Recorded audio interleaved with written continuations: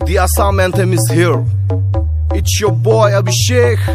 ये आसाम है, या हर गली में अच्छा ही है, और हो भी क्यों ना, या हिंदू मुस्लिम सब भाई भाई है।